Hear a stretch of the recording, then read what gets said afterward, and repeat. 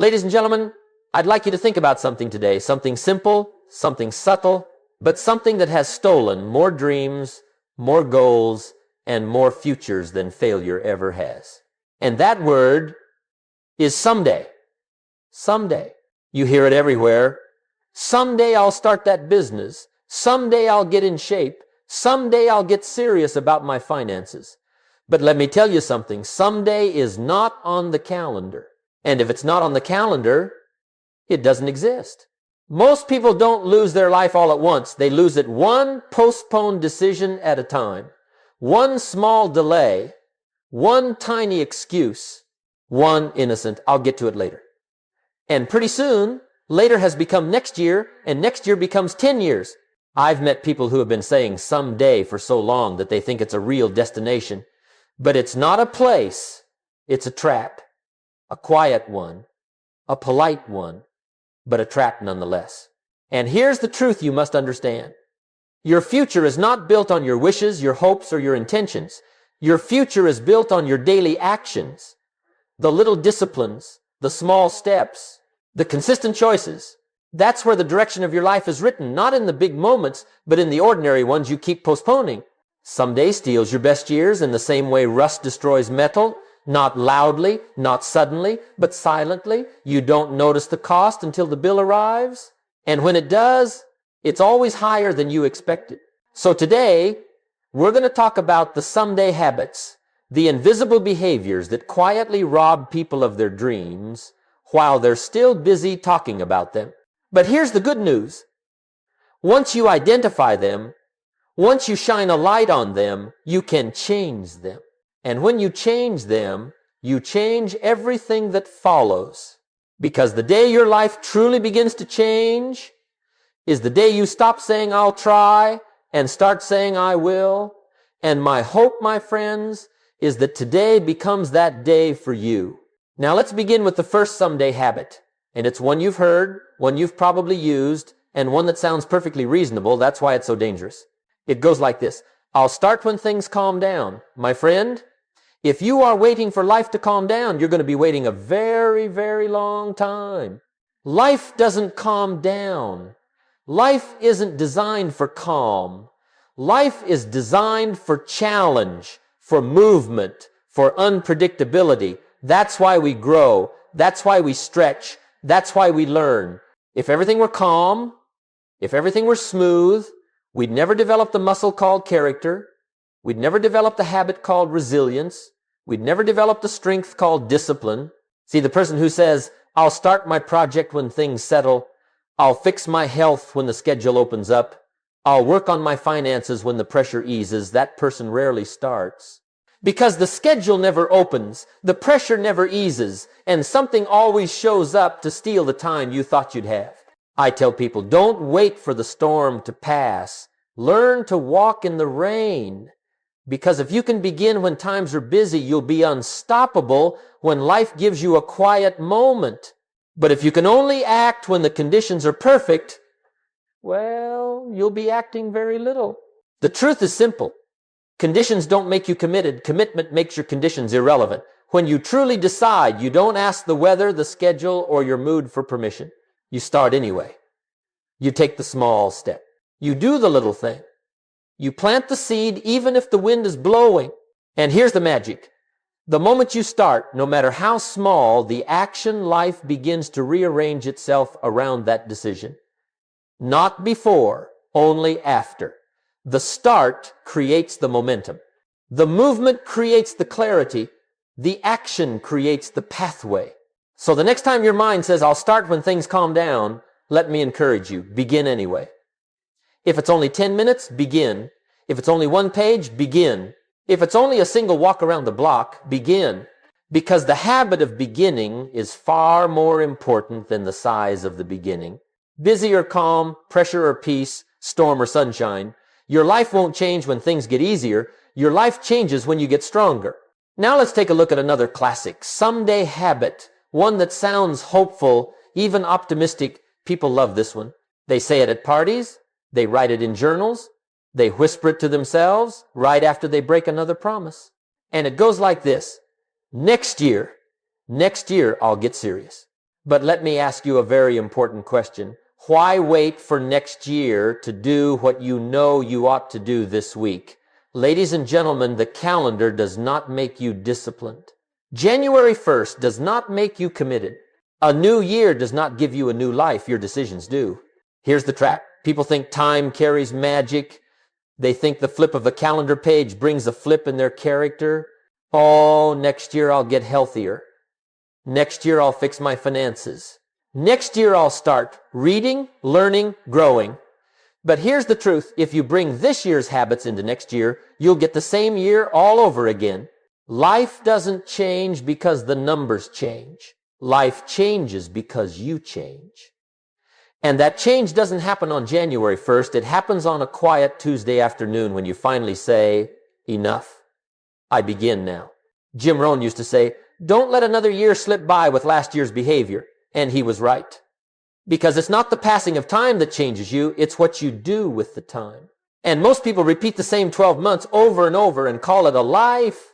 If you want next year to look different, here's the secret. This week must look different. Just this week. Not your whole life. Not your whole year. Just the next 7 days. 7 days of reading instead of scrolling. 7 days of saving instead of spending.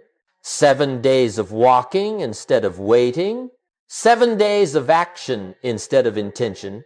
That's enough to create momentum. Because momentum doesn't come from a big commitment, it comes from a small, kept promise.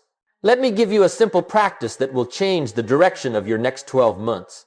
Review your week. That's right. Sit down quietly once a week and ask yourself, what did I do well? What did I neglect? What moved my life forward? What stole my time? What one thing will I do differently next week? Your life improves when your review improves. Your destiny changes when your weekly decisions change. Your new year begins the moment you begin. Don't wait for the calendar to give you permission to get serious. Don't wait for a date to tell you who you should become. The right time is not January. The right time is not when things get better. The right time is when you decide. And my hope is that you decide long before the next year arrives, so when you get there, you're already becoming the person you kept postponing. Now let's talk about one of the most polite, most innocent, and yet most destructive habits of all, the should habit. You've heard people use it every day. Maybe you've even used it yourself. I should read more. I should exercise. I should save money. I should call my parents. I should start that business idea. And let me tell you, should sounds good. Should sounds responsible. It even sounds intelligent. But here's the truth. Should is the graveyard of intention. And a life filled with should is a life built on excuses wearing nice perfume. See, when someone says, I should do it, they feel a momentary sense of progress. They feel as if acknowledging it is the same as doing it. But ladies and gentlemen, acknowledgement is not action. And thinking about change is not the same as changing your life. Jim Rohn used to say, casual goals lead to casual results. And nothing is more casual than a sentence that starts with, I should. It means there's no urgency, no commitment, no structure, no accountability. It's a wish disguised as responsibility. Here's a rule that can transform your entire life. If it isn't scheduled, it isn't real. That's right. If it's not on the calendar, you're depending on your mood, your memory, or your luck, and none of those are dependable partners in building a better life. Let me ask you a question. Is your calendar a reflection of your goals or just your obligations? Because most people fill their schedule with what others demand and leave no room for what their future requires. They treat their dreams like leftovers, something they'll get to only if there's time at the end of the day. But there's never time left over.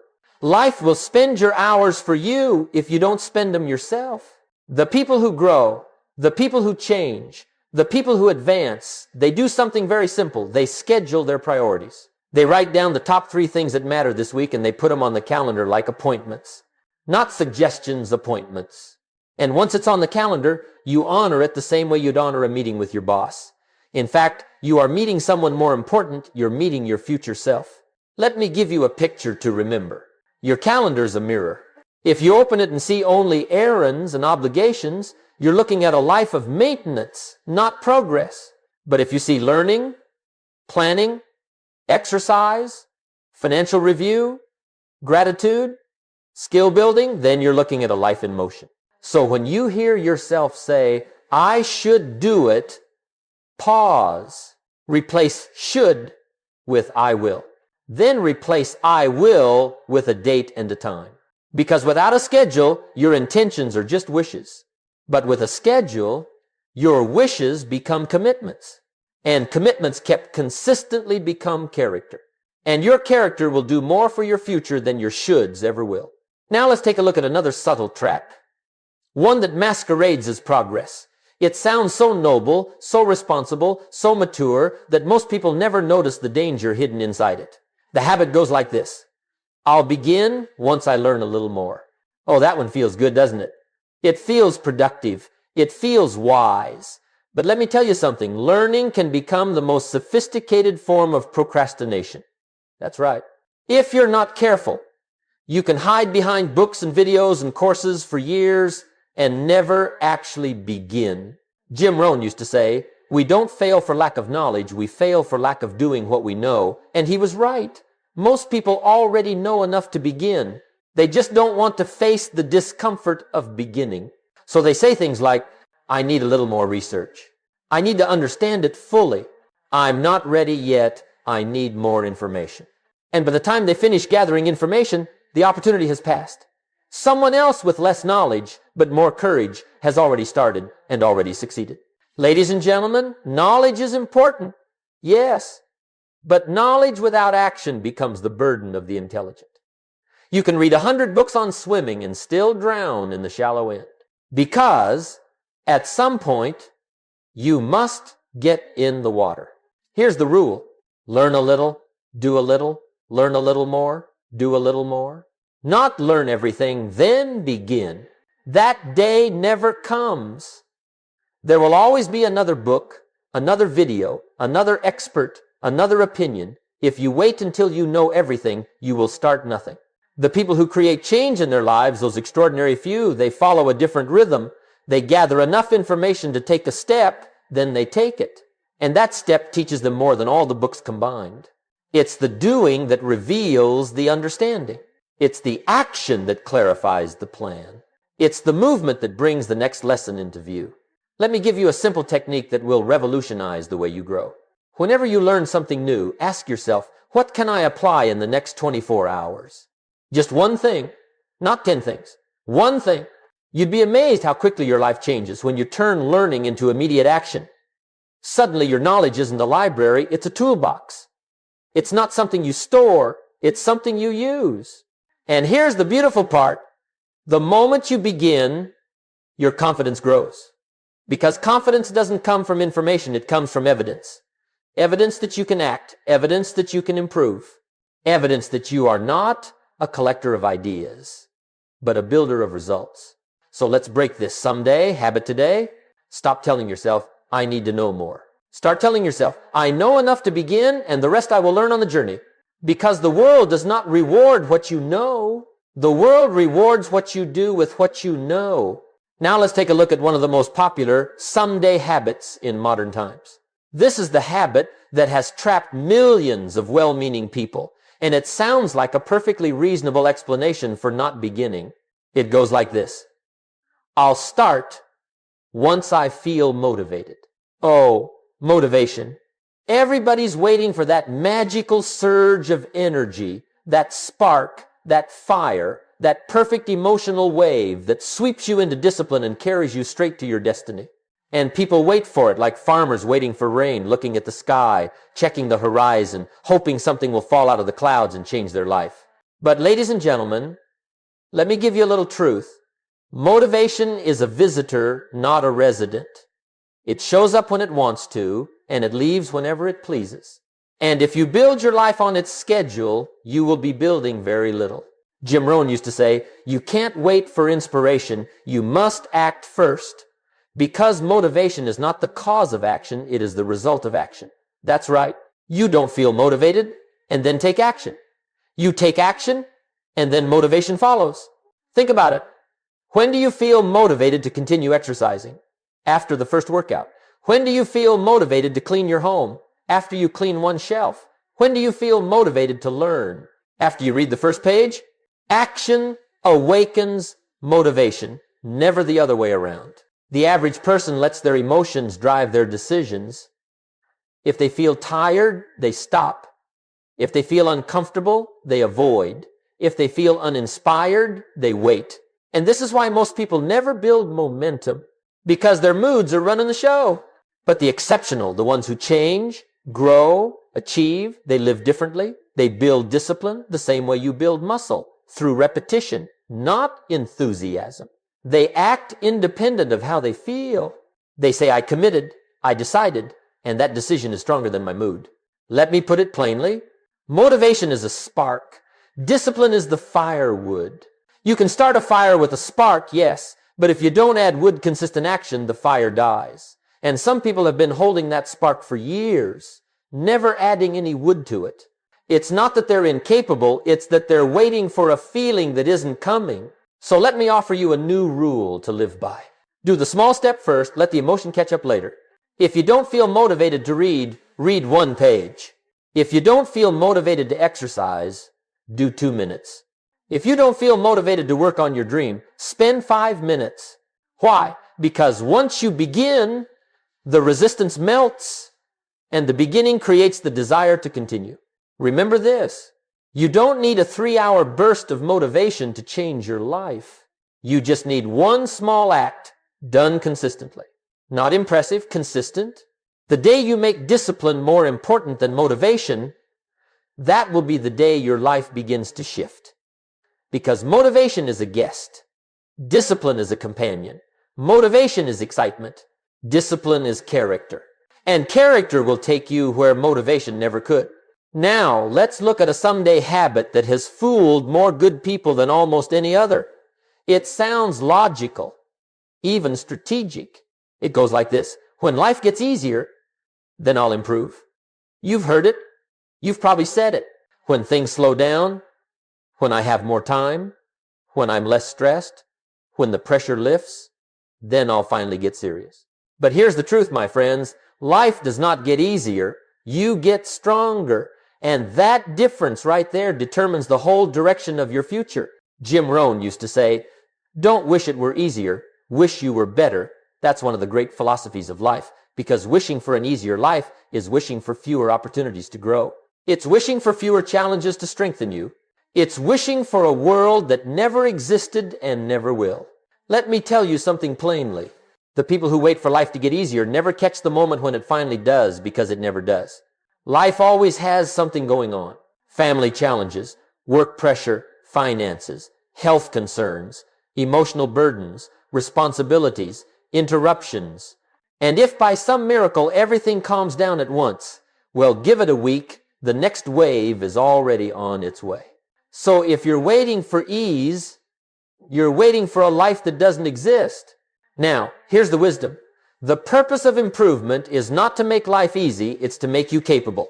Capable of handling pressure, capable of managing hardship, capable of pursuing opportunity even in chaos. Growth is not a luxury for peaceful times. Growth is a necessity for turbulent times. And guess what? Life is mostly turbulent. Let me give you a picture. Imagine a sailor who says, I'll learn to sail when the ocean stops moving. Well, my friend, the ocean doesn't stop moving. It never has, and it never will. The sailor must learn not because the sea is calm, but because the sea is wild. Life is that sea, and you are that sailor. And your improvement is the sail that steadies your ship. Let me give you 3 simple practices that fit beautifully with this philosophy. Raise your capacity, not your comfort. Don't wait for tasks to get lighter, learn to get stronger. Train small disciplines daily, not big dramatic acts. Small, consistent ones, like a push-up for the mind. Treat difficulty as a gym for your character. Every challenge is a chance to build the muscle you keep saying you don't have. Because here's the beautiful part. When you stop requiring life to be easy, life becomes manageable. When you stop asking for fewer problems, you discover you can solve more. When you stop running from pressure, You rise above it. So break this someday habit. Don't say, I'll improve when life gets easier. Say, I'll improve so life becomes easier to handle. The life you want is not built by waiting for calm. It's built by becoming strong enough to stand in the storm. Now let's move to the final 4. Someday habits, the ones most people never notice because they don't shout, they whisper. They don't sabotage you loudly. They do it quietly, gently, politely. These are the habits that don't just steal your days, they steal your decades. And I want to walk you through each one in a single continuous movement because together they form the core of a life lived on hold. Someday habit hash 7. Someday I'll save money. Ladies and gentlemen, let me tell you one of life's great truths. If you don't have a plan for your money, someone else will. And most people do have a plan, they just call it someday. Someday, when they earn more, they'll save. Someday, when expenses drop, they'll invest. Someday, when life settles, they'll get serious about their financial future. But here's the trick. If you can't save a little from a small income, you won't save a lot from a big one. Because saving is not a number, it's a habit. It's not about the amount, it's about the discipline. Jim Rohn would tell people, don't let your income grow before your character does. Saving money is not something you do when you're rich. Saving money is how you become rich. And you can start with a small percentage. 5%, 3%, even 1%. But start. Because every dollar saved is a vote for your future, and every dollar wasted is a vote for your excuses. Someday, habit hash height. Someday I'll fix my relationships. This next habit hides in silence, in neglect, in the phrase, I'll call them later, I'll apologize later, I'll make time later. But here's the truth. Relationships do not break in a day, they break in the days you say someday. One small neglect doesn't ruin things. But 100 small neglects, that's a different story. Jim Rohn taught, neglect starts as an infection left untreated. It becomes a catastrophe. And he was right. If you have someone you appreciate, tell them now. If you have someone you need to forgive, forgive them now. If you have someone you need to speak to, speak now. Because the tragedy of someday in relationships is this. You always think you'll have one more chance until you don't. Relationships don't stay healthy by accident. They stay healthy by attention, by kindness, by presence. And those must be done today, not someday. Someday habit hash 9. Someday I'll take care of my health. Now this one is universal.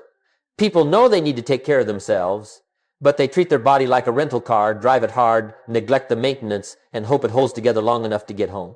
But ladies and gentlemen, your body is your home. It's the only place you have to live. I'll start eating better next month. I'll start exercising next season. I'll rest when I have time. But here's the truth. Your future strength depends on today's habits, not tomorrow's intentions. Health is a compounding asset just like money. And just like money, neglect compounds too. And you don't need to run marathons. Start with small disciplines. A daily walk, drinking water, sleeping properly, stretching, saying no to the 4th dessert. Simple things. But simple things compound beautifully. Jim Rohn said it well. Take care of your body. It's the only place you have to live. Don't wait for a wake-up call. Wake yourself up now. Someday habit has 0. Someday I'll change my life. And now we arrive at the largest, quietest thief of all the big one. The habit that steals more dreams than distraction, doubt, or difficulty ever will. It's the sentence, someday I'll change my life. People say it with hope. They say it with sincerity. But they forget one thing. Change is not an emotion. It is a decision. And most people never make that decision. Why? Because they're waiting to feel ready. Waiting for the perfect moment. Waiting for a clear sign. Waiting for certainty. Waiting for courage. But my friends, courage does not come first. Courage comes after you begin. Jim Rohn taught us, your life doesn't get better by chance. It gets better by change. And change comes from one powerful, quiet, personal moment. The moment you say, No more excuses, no more delaying. I begin today, not with a dramatic gesture, not with a perfect plan, just with a choice. You honor tomorrow and the day after and the day after that. Because the day you stop postponing your life is the day your life finally begins. Ladies and gentlemen, as we come to the end of this lesson, I want you to remember something powerful, something simple, but profound. Your best years do not arrive by accident. They are not delivered like a package. They are created, built, crafted by the choices you make today. Most people think life changes in the big moments, the big decisions, the big breakthroughs, the big opportunities. But the truth is far quieter than that. Life changes in the small moments you keep postponing, the small actions you never take, the tiny promises you don't keep, the invisible habits that whisper someday and steal years from your future without making a sound. But hear me now. You don't lose your life in one big mistake. You lose it in 1,000 small delays. And you don't reclaim your life in one big transformation. You reclaim it in 1,000 small decisions, honored consistently. So today, I want you to make a simple but profound commitment. No more someday. Not for your health. Not for your finances. Not for your relationships. Not for your growth. Not for your dreams. The day you stop saying, I'll try, and start saying, I will, that is the day everything begins to shift. And it doesn't have to be dramatic. It doesn't have to be loud. It doesn't have to impress anyone. It just has to be real. A quiet decision. A steady intention. A simple action. Done today. Jim Rohn used to say, don't join the 97% who wait. Join the 3% who begin. And that's what I'm asking of you now. Don't wait for motivation. Don't wait for the perfect moment. Don't wait for calm seas. Begin in the middle of your life exactly as it is. Because once you begin, something extraordinary happens. Life starts to cooperate. Opportunities begin to appear. People show up. Ideas flow. Strength grows. Identity shifts. And before long, you look back and realize that the gap between your old life and your new life wasn't created by motivation or luck or circumstance. It was created by consistency, by discipline, by follow-through, by the simple decision to stop postponing the person you were meant to become. So let this be the day, your turning point, not the day you change everything, but the day you change direction. Because once your direction changes, your destination inevitably follows.